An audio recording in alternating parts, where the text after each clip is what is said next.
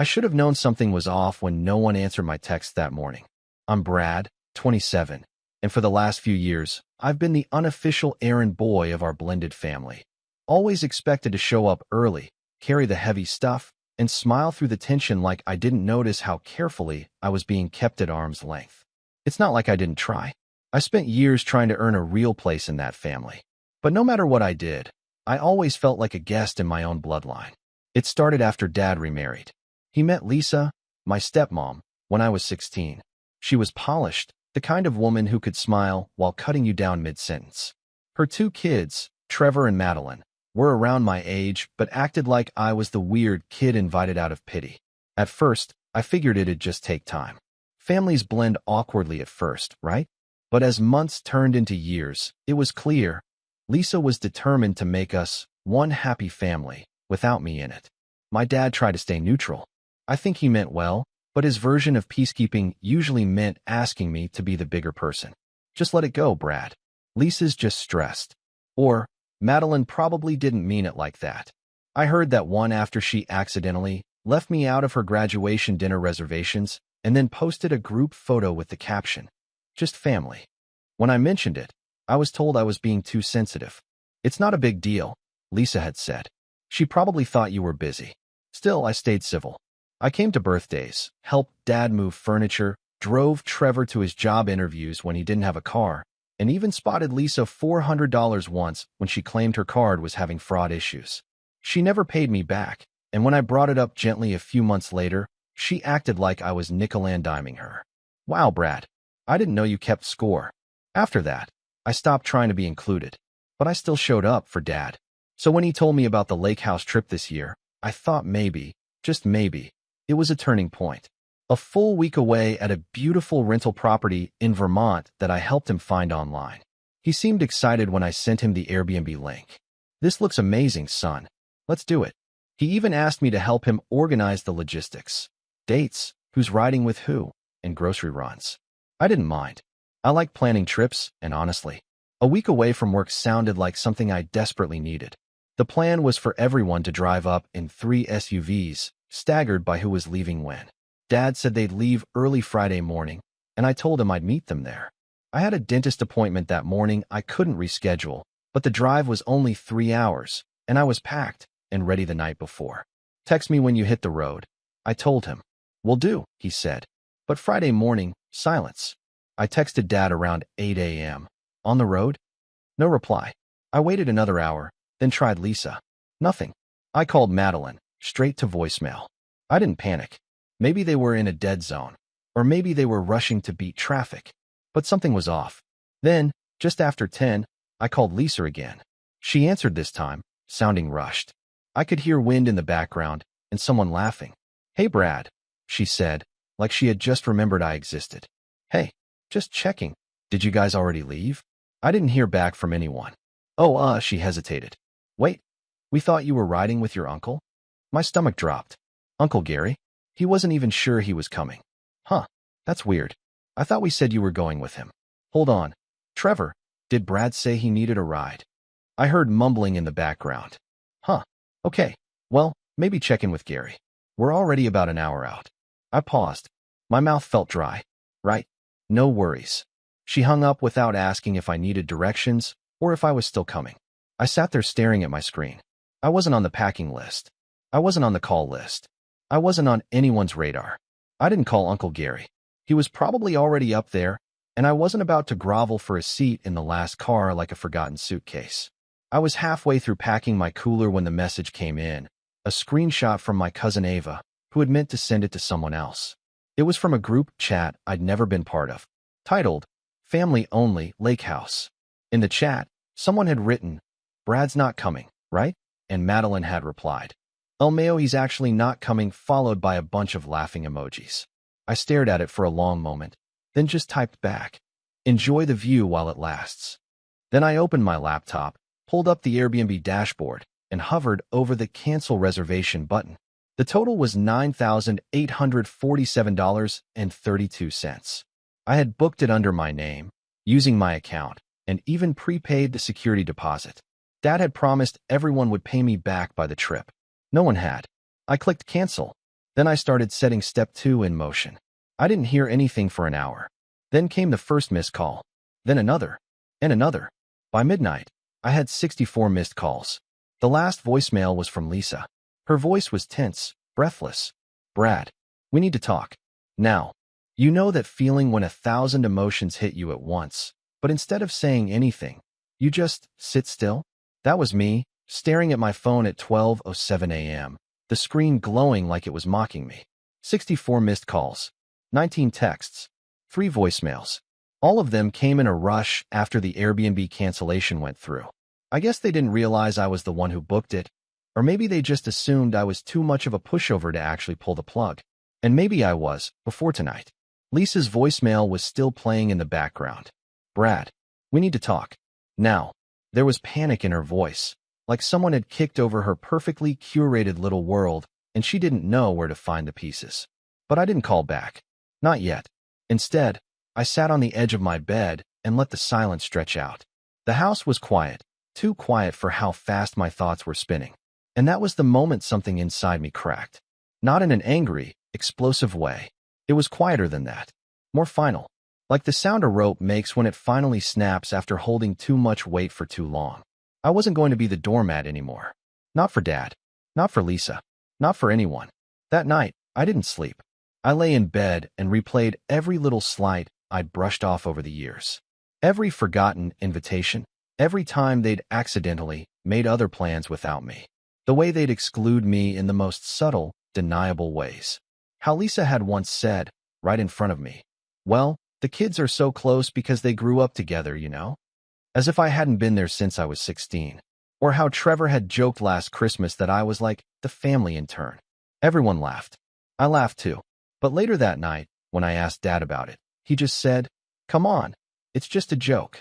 And when I didn't laugh the next time, suddenly I was too serious. I didn't respond to any of their messages that night. The next morning, around 7 a.m., my phone buzzed again, Dad this time. I stared at his name. Then I answered, calm as ever. Hey, Brad, he said, voice tight. What happened? The Airbnb's canceled. Everyone's freaking out. Yeah, I canceled it. A long pause. Why would you do that? I didn't raise my voice. You mean, why would I cancel the $9,800 trip I organized, booked, and paid for, after being purposely excluded and laughed at by my own family? Brad, no one purposely excluded you. This is a misunderstanding. I almost laughed. A misunderstanding? Dad, Lisa told me I was supposed to ride with Uncle Gary, who wasn't even sure he was going. Then Madeline sent a group chat screenshot making fun of me. The chat I wasn't even in. Don't play dumb. I didn't know about that, he said quickly. Look, I'm sorry if we messed up. But you overreacted. We had 15 people coming up here. And not one of those people thought to text me. Another pause. Then, in a softer voice, we're already here. The whole family. We've got food. Plans. This place was non-refundable, Brad. That was nearly $10,000. No, it wasn't. It was refundable. You would have known that if any of you had even glanced at the confirmation email I sent 6 times. But no one did. Because I don't matter unless you need something. That's not true, isn't it? There was a long silence. Look, he said finally. Let's just talk in person. Drive up here. We'll figure it out. I'm not coming, I said. You made that clear when you left me behind. Brad, I have work to do. Hope the weather holds. I hung up. That afternoon was quiet again. Too quiet. But I wasn't alone in it. Because my cousin Ava, yeah, the one who sent me the screenshot by mistake, texted again. This time, intentionally. I didn't know they left you out like that. I swear I thought you were riding with Trevor. I didn't answer at first. She followed up with, you okay? That broke the wall a little. I replied, honestly, not really. But thanks.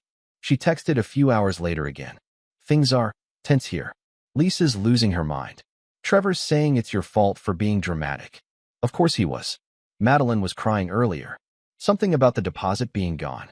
Also, did you really send an email to Airbnb saying there were structural issues with the house? I didn't respond to that one. Let's just say the place wasn't exactly up to code, and I may have included a few concerns about water damage and pest activity in my cancellation request. Airbnb took it seriously. I didn't lie. I just highlighted things the host had mentioned in the fine print. They should have read it. But the real breaking point wasn't the voicemail. It wasn't the missed calls or the canceled trip or even being left behind. It came that night when Dad sent me a single text. Can we talk? Lisa's really upset. She said you've been causing problems for a while now. I think you should apologize so we can move on. That one hit different. Apologize. After all the years of bending over backwards to be part of their family, after swallowing every insult and brushing off every cold shoulder, I was the one who needed to apologize. That was when I realized something. My dad wasn't neutral. He never had been. He just didn't want to deal with the fallout of choosing sides. So he chose silence. And silence always favors the aggressor. I thought about all the times I'd stood up for him, how I defended him when he and my mom divorced, how I stayed with him when everyone else said I should go with my mom. I thought about the weekends I spent helping him remodel the basement, the birthdays I spent in awkward family gatherings because he asked me to be there. Every time I showed up for him, even when his new family made it crystal clear they didn't want me around. And now he wanted me to apologize? I felt something in my chest twist. That was the moment I stopped seeing this as a misunderstanding. It wasn't a miscommunication or bad timing. It was a pattern, one I had allowed for too long. I opened my laptop, and I started making a list. Not a revenge list. Not yet. But a list of everything I had helped this family with over the last 5 years. Expenses I'd covered. Events I'd organized. Emails I'd sent. Reservations I'd booked. Bills I'd paid. It was longer than I expected. $400 to Lisa for her card issue. $270 for Madeline's birthday dinner when her card randomly got declined. $800 I spent hosting Thanksgiving 2 years ago because no one else had space. $2,000 on a jet ski rental last summer that Dad promised we'd all split later and never did. And the Lakehouse. $9,800 in total. Not $1 paid back. I wasn't mad at the money. I was mad at what it represented. Every dollar was another inch I'd stretched myself trying to prove I belonged. And I was done stretching. Ava texted again the next morning. So, Trevor said you sent him a Venmo request for $2,600. I replied, that's his share. For the Airbnb, jet ski, and last year's groceries. She added a crying, laughing emoji. Then, you're a menace. Just thorough, I texted back. Trevor didn't respond to the Venmo request. But I didn't expect him to. I sent Madeline one too. And Lisa. I itemized everything. And then, I made a new plan. I wouldn't show my hand all at once. That would be too easy. Too satisfying too quickly. No, I wanted them to feel what I had felt. The quiet exclusion. The sudden silences. The slow unraveling of certainty. I wanted them to wonder what came next. Because step 1 was canceling the Lakehouse. Step 2 was already in motion. And step 3, well, let's just say it would change everything they thought they knew about me. I was done asking for a seat at the table. I was building my own table. And it had locks. They say when it rains, it pours. But no one tells you what to do when the clouds finally clear and you're standing in the wreckage of everything you used to cling to. That's how it felt the week after the Lakehouse disaster. Everyone else was scrambling to pick up their scattered plans, and I was left alone in my one-bedroom apartment, scrolling through texts I didn't want to answer and trying to pretend I didn't care. But I did care.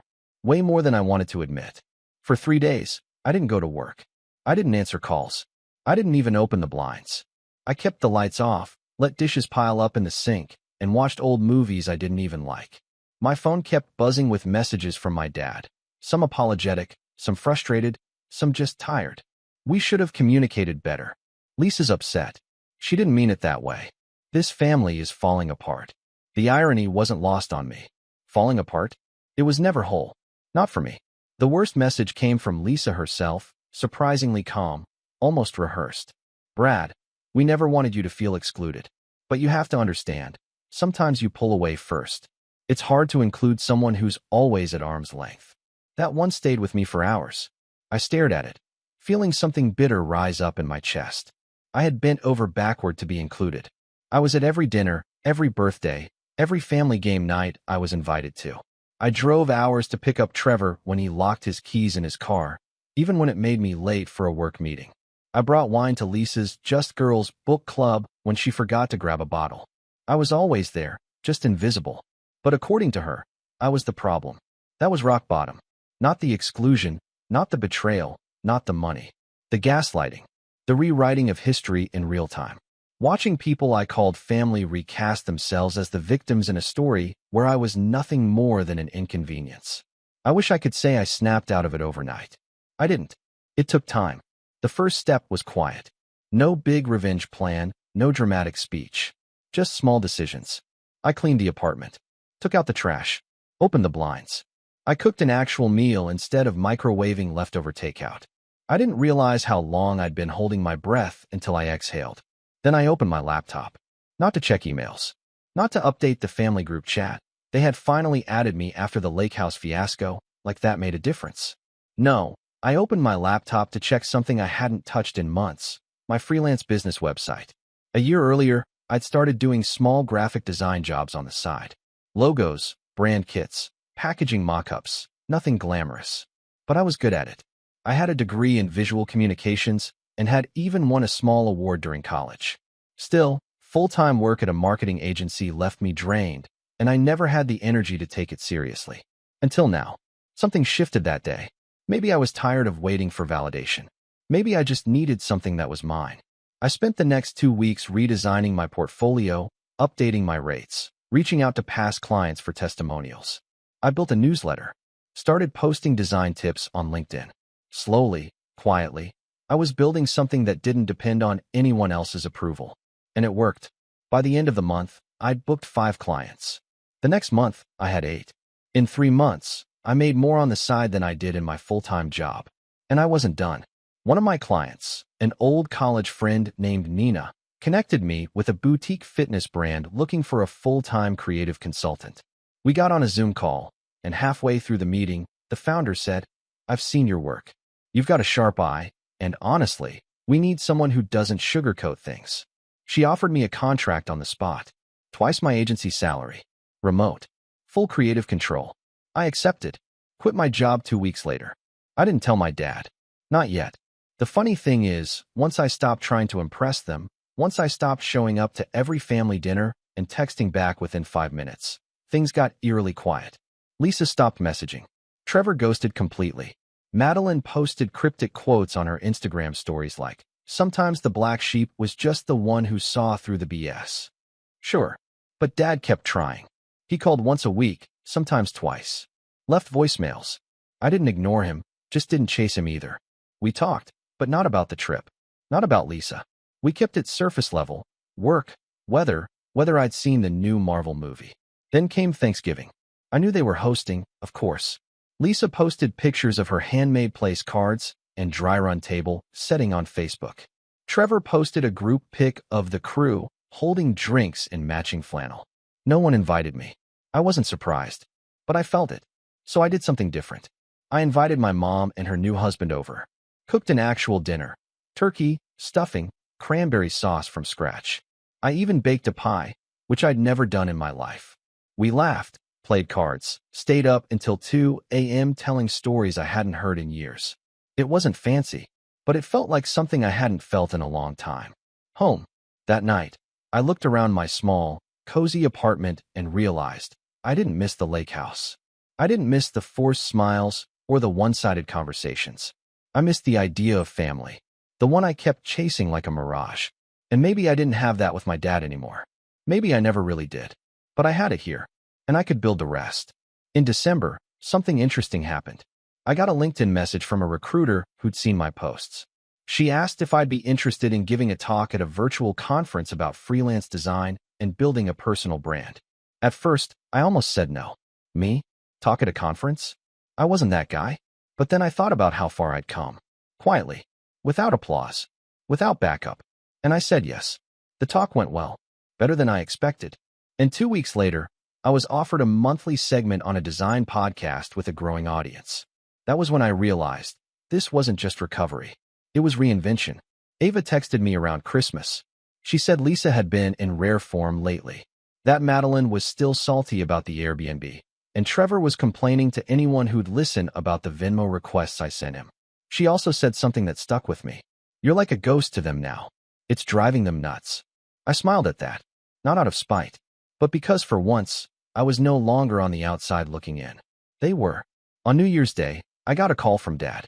I almost didn't answer, but I was in a good mood, and part of me was curious. "Happy New Year," I said. He sounded tired. "Happy New Year, Brad." We talked for a bit. Weather, resolutions, the usual. Then he sighed. "Lisa's been upset," he said carefully. "She thinks you've frozen everyone out." I didn't say anything. He continued, "I've been thinking a lot about what happened. And I want you to know, I should have stood up for you more." That caught me off guard. "She was wrong to assume you weren't coming," he added. "They were all wrong to make fun of you." I didn't know about the group chat until afterward. I stayed quiet. "But I saw how hurt you were. And I know you probably don't trust me anymore. I don't blame you. I wanted you to know I see it now." I exhaled slowly. "It's not about trust," I said. "It's about respect. I've spent years trying to earn a spot in that family. But the truth is, I was never really invited. I just kept showing up anyway." "I know." And maybe he did. We didn't talk much longer. But when I hung up, I felt lighter. I wasn't naive enough to think everything was fixed. Apologies don't erase years of being overlooked. But maybe, just maybe, they were finally starting to see me. And maybe that wasn't even the point anymore. Because I saw myself now. Clearly. And that was enough. But this isn't where the story ends. Not even close. Because while I was rebuilding quietly, something else had been brewing behind the scenes. Something that would change the entire dynamic once and for all. Something I hadn't told them. Not yet. But it was coming. And when it hit, it would hit hard. Most people think revenge is about anger. Fury. Spite. That heat in your chest when someone wrongs you, and all you want to do is scorch the earth beneath their feet. But real revenge? The kind that matters? It's cold. Patient. Surgical. It waits in silence while the people who hurt you forget the damage they caused. It sharpens itself while they laugh, move on, pretend it never happened. It doesn't yell. It doesn't beg. It just watches and builds. That's what I'd been doing. By the time January ended, my freelance design business had turned into a full-fledged agency. I brought on 2 part-time designers, both friends from college, one in branding, one in UX. I rebranded my website, raised my rates again, and began consulting for mid-sized e-commerce brands that were tired of boring design. I'd built something that finally gave me leverage, even if they didn't know it yet. And then, the opportunity landed in my inbox like fate had a wicked sense of humor. It was a forwarded email from Ava. She was the only one from that side of the family I still kept in touch with. We weren't especially close, but she had always been the type to observe more than she spoke. She'd seen what had happened with the Lakehouse. And while she hadn't said much at the time, her silence had been different from the others. It felt understanding. Her message was short. "Figured you'd want to see this." Attached was a forwarded email thread between Lisa and a woman named Dana. The subject line? Brand design help. Urgent, family connection. I scrolled down. Apparently, Lisa had started a little boutique lifestyle brand. Candles, home decor, motivational quote prints, the whole clean white minimalist aesthetic. She was calling it Haven by Lisa. Cringe. But whatever. The problem? Her designer had ghosted her 3 weeks before her online launch. Her photos weren't edited, her logo was pixelated, and her Shopify site was unprofessional. She needed a full brand identity refresh, packaging mockups, and help with her product labels.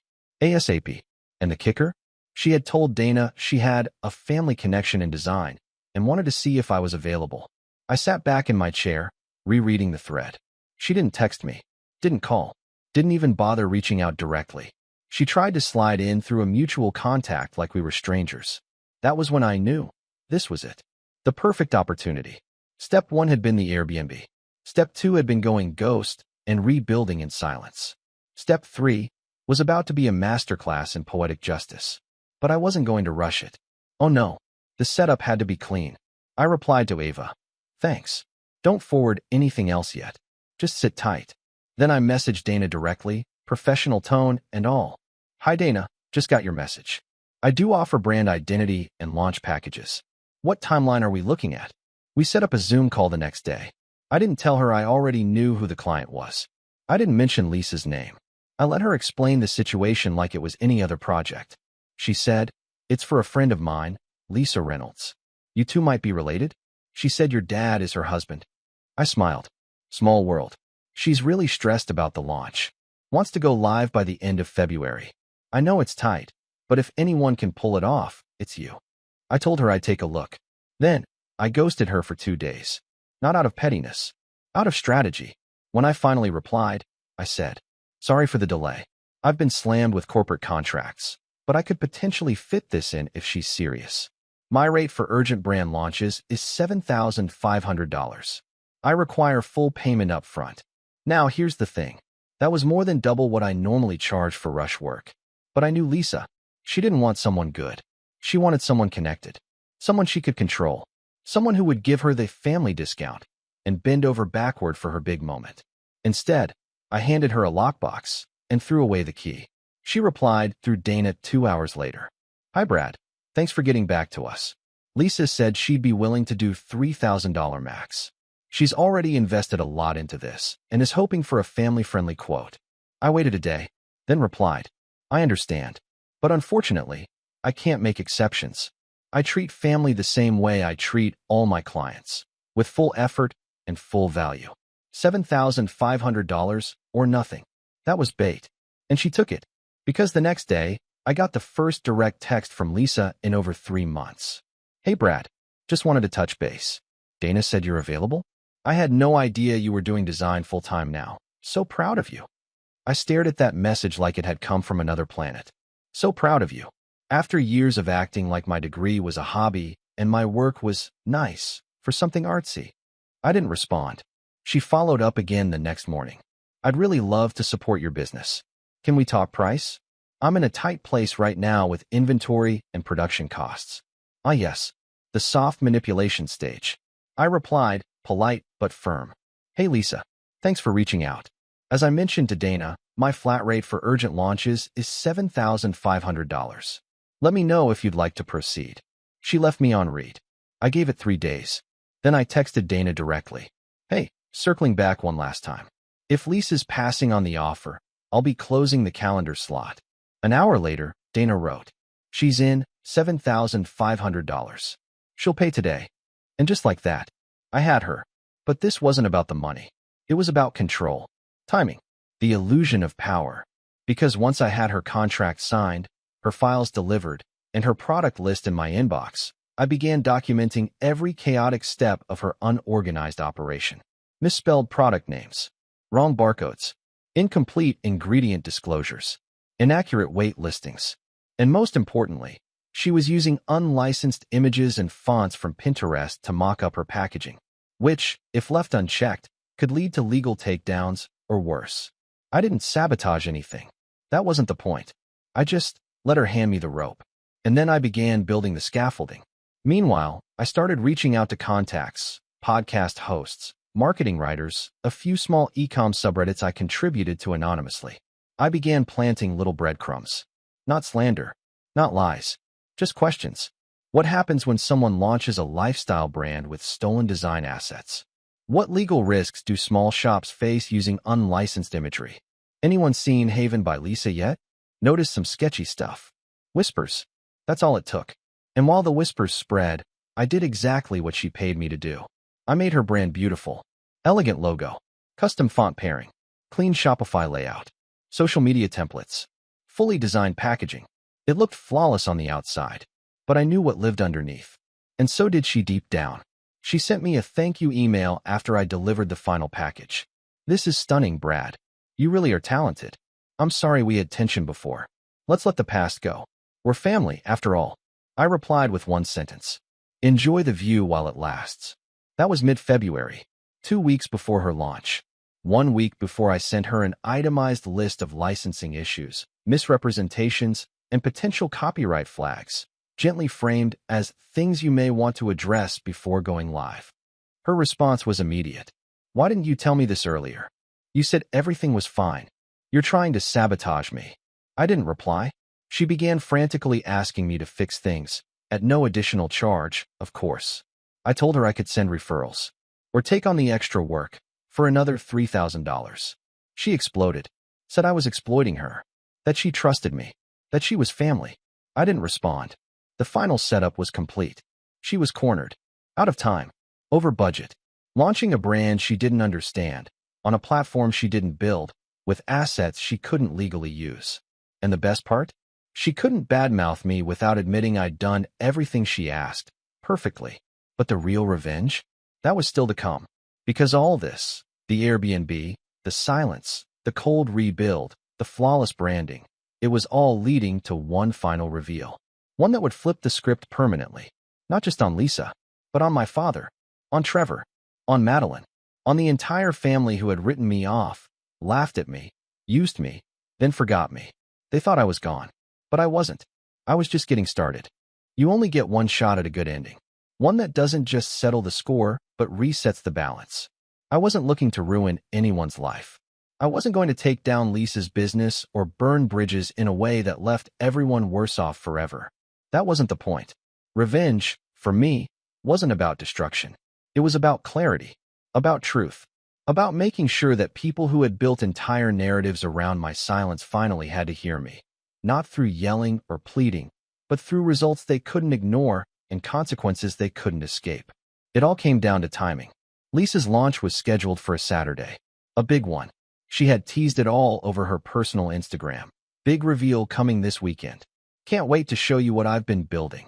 There were styled teaser photos of her holding candles, standing beside quote prints about peace and grace, and building something beautiful. The hypocrisy of it made me nauseous. But I let it ride. I let her get to the peak. Because it's only at the top that the fall really stings. The day before launch, I sent her one final email. Professional tone, attached as a formal memo, no drama, no emotion. Just facts. Subject, final deliverables plus licensing summary. In it, I detailed every component she had failed to fix. The unlicensed Pinterest photo she insisted on using for her handcrafted soy wax labels. The one she didn't realize belonged to a commercial photographer who actively tracked his images. The script font she loved, that was actually a premium license-only file she downloaded off a free font aggregator, with no usage rights. The candle descriptions she copied verbatim from another wellness brand's Etsy page. The ingredient labels that didn't match the actual scents. Each item in the memo was listed with the asset or content, the original rights holder, the specific licensing infraction, the associated risk, copyright claim, takedown notice, trademark conflict, or FTC violation. At the end, I wrote, "As your designer, I fulfilled the scope of work we agreed upon. I advised you multiple times about licensing risks and offered to provide solutions at additional cost. You declined. Please consider this my final communication regarding your launch. I will not be liable for any third-party claims or misuse of assets beyond this point." Sent. 9:02 a.m. At 10:17, she called me. I didn't answer. At 11 o'clock, I got a long email. Half panic, half guilt trip. "Brad, this isn't fair. You knew I was overwhelmed. I trusted you. I put your name in the credits of the brand story video. Now you're just washing your hands of it." I didn't reply. I didn't have to. Because the next part wasn't about emails. It was about showing them exactly who they'd underestimated. See, what Lisa didn't know, what none of them knew, was that I'd spent the past 3 months preparing for more than just her downfall. I'd quietly purchased the domain havenbylisa.com 6 weeks earlier. She hadn't even secured it. Her Shopify was built on a default subdomain. Her marketing campaign directed people to her Instagram, which linked to havenbylisa.myshopify.com. So I bought the clean.com, and I turned it into an exact replica of her brand. But with one major twist. Instead of selling products, it was a full documentation site. A digital paper trail. A case study in performative branding, the rise and fall of Haven by Lisa. It had everything. Side-by-side comparisons of the plagiarized Etsy listings. Screenshots of the Pinterest photos with links to the original creators. Archive links of the copied ingredient labels. A section titled, "What Happens When You Build a Brand on Stolen Work?" with citations, warnings, and a very clear disclaimer at the bottom. This site is a commentary and educational archive designed to highlight unethical design practices and intellectual property violations in the small business world. No products are for sale. All trademarks belong to their rightful owners. It was airtight, not cruel, not defamatory, just true, and devastatingly public. By 2 p.m. on launch day, I posted the link on Reddit, under my anonymous design education handle. The same one I'd used for months to drop free branding tips and copyright guides. The post title, "When a Wellness Brand Isn't Well, a Deep Dive into Haven by Lisa." It hit 1,000 upvotes in 6 hours. By the end of the weekend, 3 small creators featured in the case study had left comments thanking me for the exposure and confirming they'd filed takedown requests. Lisa's Instagram went dark by Monday morning. The Shopify site pulled offline. She posted one story that night. Due to unforeseen technical issues, our launch has been postponed. Thank you for your patience. But she was spiraling, and not just professionally, because here's where the fallout started to ripple outward into the family. Trevor messaged me the day after the Reddit post exploded. Bro, what the hell did you do? I replied, clarified the truth. He tried to bluff, said I was being petty, said I'd cost Lisa thousands. I didn't reply. Madeline was subtler.